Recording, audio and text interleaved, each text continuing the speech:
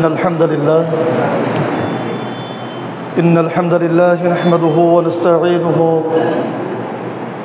من يهده الله فلا مضل له ومن يضلل فلا هادي له أشهد أن لا إله إلا الله وحده لا شريك له وأشهد أن محمدا عبده ورسوله أما بعد فإن خير الحديث كتاب الله وخير الهدي هدي محمد صلى الله عليه وسلم وشر الأمور محدثاتها وكل بدعة ضلالة وكل ضلالة في النار। মহান আল্লাহ সুবহানাহু ওয়া তাআলার দরবারে শুকরিয়া আদায় করছি। আল্লাহ রাব্বুল আলামিন আমাদের সকলকে পবিত্র জিলহজ মাসে ঈদ উল আজহার দিনে একত্রিত হয়ে ঈদ উল আজহার সালাত আদায় করার সুযোগ করে দিয়েছেন। এই জন্য সেই আল্লাহ তাআলার আলিশান দরবারে শুকরিয়া আদায় করে পড়ছি আলহামদুলিল্লাহ, আলহামদুলিল্লাহ, আল্লাহু আকবার, আল্লাহু আকবার, আল্লাহু আকবার, লা ইলাহা ইল্লাল্লাহ, আল্লাহু আকবার, আল্লাহু আকবার, ওয়ালিল্লাহিল হামদ। প্রিয় উপস্থিতি, আমরা খুবই সংক্ষিপ্ত আলোচনা করব। এই যে তাকবীর দিলাম, ঈদ উল ফিতর, ঈদ উল আজহার দিনের তাকবীরটা সব থেকে বেশি গুরুত্বপূর্ণ। এই জন্য গুরুত্বপূর্ণ, রাসূল সাল্লাল্লাহু আলাইহি ওয়াসাল্লাম যখন দ্বীনের দাওয়াত দিয়েছিলেন, তৎকালীন সৌদি আরবে আল্লাহ তাআলার নামের ধ্বনি দেওয়া যেত না, আল্লাহ তাআলার নামে তাকবীর পড়া যেত না। যখন ইসলামের বিজয় সূচিত হয়েছিল, তখন থেকেই তাকবীর জোরে পড়ার জন্য আল্লাহ তাআলাই নির্দেশ দিয়েছিলেন। আল্লাহ সুবহানাহু ওয়া তাআলা বারবার বলেছেন, ওয়ালিতুকাব্বিরুল্লাহ, ওয়ালিতুকাব্বিরুল্লাহ, অর্থাৎ তোমরা আল্লাহর বড়ত্ব ঘোষণা করো, আল্লাহর ধ্বনিকে প্রতিধ্বনি করো। এজন্য আমরা এমনি সময়তে তাকবীর পড়ব এবং ঈদের সালাতগুলিতে মুখ খুলে অন্তর থেকে তাকবীর পড়ার চেষ্টা করবো ইনশাআল্লাহ। প্রিয় ভাইয়েরা, যেহেতু কুরবানির ঈদ, সংক্ষিপ্তভাবে আমাদেরকে জানতে হবে কুরবানির লক্ষ্য উদ্দেশ্যটা কি। কুরবানির লক্ষ্য উদ্দেশ্যটা কি? কুরবানির লক্ষ্য উদ্দেশ্য হচ্ছে, লক্ষ্য উদ্দেশ্য মানে কোনো একটি কাজ কেন করা হয়, কি উদ্দেশ্যে করা হয়। কুরবানির লক্ষ্য উদ্দেশ্য হচ্ছে আল্লাহর জন্য যে কোনো ত্যাগ স্বীকার করার প্রশিক্ষণ দেওয়া মুসলিম উম্মাকে, মুসলিম জাতিকে আল্লাহর জন্য যে কোনো ত্যাগ স্বীকার করার প্রশিক্ষণ দেওয়া। অর্থাৎ আল্লাহ সুবহানাহু ওয়া তাআলা তার বান্দার কাছে, মুসলিম উম্মার কাছে যা চাইবে সেটা সেই মুহূর্তে দিতে সে প্রস্তুত থাকবে। এইটার একটা প্রশিক্ষণ দেওয়ার জন্য প্রতি বছর নিজের কষ্টে অর্জিত অর্থ ব্যয় করে কুরবানি দিতে বলা হয়েছে। এটা হচ্ছে একটি লক্ষ্য উদ্দেশ্য, মানুষ যেন প্রস্তুত থাকে, মুসলিম উম্মাহ যেন প্রস্তুত থাকে, আল্লাহ তাআলা যা চাইবেন সেটা দেওয়ার জন্যই তারা প্রস্তুত থাকবে। এই জন্য এই প্রশিক্ষণের জন্য ঈদ উল আজহা। আরেকটি হচ্ছে, আর সেই প্রশিক্ষণটা কেমন দেখেন, ইব্রাহিম আলাইহিস সালাম, ইব্রাহিম আলাইহিস সালামকে আল্লাহ বলেছেন যে তোমার সন্তানকে জবাই করো। কেন করব, কি জন্য করব, কি অপরাধ, কি লাভ, এইটা কোনো প্রশ্ন করে নাই। করেছিলেন কি? করে নাই। আল্লাহ বলেছেন করতে হবে। ইব্রাহিম আলাইহিস সালাম কি দিয়েছিলেন না? একেবারে ছুরি পর্যন্ত নিয়ে গিয়েছিলেন। তখন আল্লাহ সুবহানাহু ওয়া তাআলা ডেকে বলেছিলেন, ক্বাদ সাদ্দাকতা রুইয়া, হে ইব্রাহিম, ইয়া ইব্রাহিম, ক্বাদ সাদ্দাকতা রুইয়া, তুমি তো তোমার স্বপ্ন বাস্তবায়ন করে ফেললে। বলেন না সুবহানাল্লাহ। ইন্না কাযালিকা নাজ্জিল মুহসিনিন, আল্লাহ তাআলা ইব্রাহিম আলাইহিস সালামকে বলছেন, এভাবেই আমি মুহসিনদেরকে, সৎকর্মশীলদেরকে পুরস্কার দান করি। ইন্না হাযা লাহুয়াল বালাউল মুবিন, এটি ছিল তোমার জন্য স্পষ্ট একটি পরীক্ষা। আমার আদেশের কাছে তুমি মাথা নত করো কিনা, আমার আনুগত্য করো কিনা, এটা তোমার জন্য একটা পরীক্ষা ছিল। ওয়া তারাকনা আলাইহি ফিল আখিরিন, তোমাকে আমি ইতিহাস করে রাখবো। কি করে রাখবো? ইতিহাস করে রাখবো। ইব্রাহিম আলাইহিস সালামকে কি ইতিহাস করে রেখেছেন না? কিয়ামতের আগ পর্যন্ত কোরআন থাকবে, কিয়ামতের আগ পর্যন্ত মুসলিম উম্মাহ থাকবে, কিয়ামতের আগ পর্যন্তই ইব্রাহিম আলাইহিস সালামও ইতিহাস হয়ে থাকবে। কেন?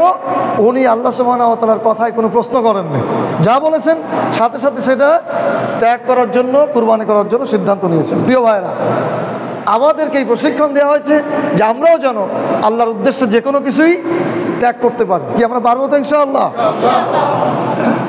দ্বিতীয় লক্ষ্য উদ্দেশ্য হচ্ছে এই যে কুরবানি আমরা যে কষ্ট করে করি, নিজের অর্থ ব্যয় করে, এইটা দিয়ে আমরা সাধারণ মানুষদেরকে খাওয়াই, তাই না? নিজের অর্থ ব্যয় করে সাধারণদেরকে খাওয়াই। এইটার উদ্দেশ্য হলো এই যে অন্য ধর্মের লোকেরা, অন্য অন্য ধর্মাবলম্বী আছে না, তাদের ধর্মের মধ্যে তো এই ধরনের বিষয় নেই। ধনীরা কুরবানি করবে, সাধারণদেরকে খাওয়াবে এবং খাওয়ানোর নির্দেশ। এইটা হচ্ছে অন্য জাতির লোকেরা বুঝবে যে ইসলাম ধর্মটা অনেক ভালো। দেখো, তারা নিজের অর্থ খরচ করে সাধারণদেরকে খাওয়াচ্ছে, আর এইটা দেখে তারা ইসলাম গ্রহণ করবে। এইটা হচ্ছে আরেকটি লক্ষ্য উদ্দেশ্য, অথবা এই কুরবানি শরিয়ত সিদ্ধ হওয়ার কারণ। আমি কি বুঝাতে পেরেছি দুটো বিষয়? 3 নম্বর আমরা যেটি বলবো সেটি হচ্ছে, যারা আপনারা কুরবানি করেছেন বা কুরবানি দিচ্ছেন, আমরা তাদের জন্য আল্লাহর কাছে দোয়া করি আল্লাহ তাআলা যেন তাদেরকে হালাল পন্থায় উপার্জিত অর্থ দিয়ে আবারও কুরবানি করার সুযোগ দান করেন। বলেন আমিন। আর যারা আমরা কুরবানি করছি না, তাদের জন্য আমরা দোয়া করি যে আগামী ঈদুল আজহা আসা পর্যন্ত যেন আমাদের সমস্ত সমস্যা সমাধান হয়ে যায় এবং আমরাও যেন কুরবানি করতে পারি। বলেন আমিন। আর যারা সামর্থ্য থাকা অবস্থায়ও কুরবানি করে না, তাদের ব্যাপারে কিন্তু রসুলের একটি কথা আছে, সেটা আমি বলবো। আমার কথা না, কার কথা? রসুলের কথা। রসুল বলেছেন, সামর্থ্য থাকার পরেও যদি কেউ কুরবানি না করে, সে যেন আমার মুসল্লায় না আসে, সে যেন আমার ঈদগাহে না আসে। এটা কিন্তু একটা ধমক। কাজে সামর্থ্য থাকতে কুরবানি না দেওয়াটা অপরাধ, এ বিষয়টি আমরা খেয়াল রাখবো। সর্বশেষ যেটি বলবো, আল্লাহ সুবহানাহু ওয়া তাআলা বলেছেন, ওয়াতাইমুল কানি ওয়াল মুতাররা, কুরবানি করে ফাকুলু মিনহা, সেখান থেকে তুমি খাও। যারা যাঞ্চাকারী, অভাবগ্রস্ত, অর্থাৎ চায়, তোমার কাছে চায়, তাদেরকে খাওয়াও। আর যারা চায় না, ধৈর্যশীল, অভাবগ্রস্ত, তাদেরকে খাওয়াও। এখানে আমরা একটা বিষয় ভুলে যাই, যারা চায় তাদেরকে আমরা মোটামুটি দেই যতটুকু আমাদের সামর্থ্যে কোলায়। কিন্তু এমন কিছু লোক আছে যারা যে কোনো কারণে কুরবানি দিতে পারে নাই, তারা কিন্তু আমাদের কাছে চাবে না। আপনার অন্তরে তাদের ব্যাপারে মাথায় থাকতে হবে, তারা আবার এখানে আসবেও না। তাদেরকে খুঁজে বের করতে হবে কারা এমন লোক যারা আমার কাছে চায় না, তাদেরকে আপনার পৌঁছায় দিয়ে আসতে হবে। ওয়াতাইমু, তাদেরকে আপনার খাওয়ানোর দায়িত্ব। এইটা কিন্তু আমরা ভুলে যাই, যে ব্যস্ততার কারণে মনে থাকে না। এই জন্য আপনার চিন্তা করতে হবে, কে এমন লোক যে আমার কাছে চাইতে আসবে না। কাজে এই বিষয়টা যেন আমাদের লক্ষ্যে থাকে, আমাদের চোখে থাকে, যে এরকম যেন কেউ বাদ পড়ে না যায়। আরেকটি বিষয় হচ্ছে, আমরা অনেকে এই গোশত নিতে চাই না, এটা কিন্তু আবার ঠিক না। এটা আল্লাহর পক্ষ থেকে হাদিয়া। আপনারা জানেন, গতকালও বলেছি, এই গোশতটা আল্লাহর পক্ষ থেকে কি হাদিয়া, মেহমান। মুসলিমরা আজকের দিনে মেহমান কার? এই গোশতগুলো কার? আল্লাহ। সুতরাং আমরা সবাই মেহমান, এইটা আপনারা নিবেন। আর যাদেরকে আমরা দেবো তাদের সাথেও একটু সদাচরণ করব। সর্বোপরি আল্লাহ সুবহানাহু ওয়া তাআলা আমাদের সকলকে, আমাদের কুরবানিকে কবুল করুন। বলেন আমিন। আল্লাহু আকবার, আল্লাহু আকবার, লা ইলাহা ইল্লাল্লাহ, আল্লাহু আকবার, আল্লাহু আকবার, ওয়ালিল্লাহিল হামদ। বারাকাল্লাহু লানা ওয়া লাকুম ফিল কুরআনিল আযীম।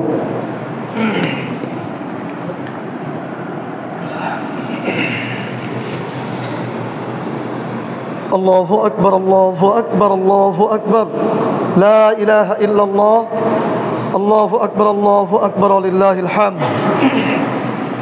আলহামদুলিল্লাহ।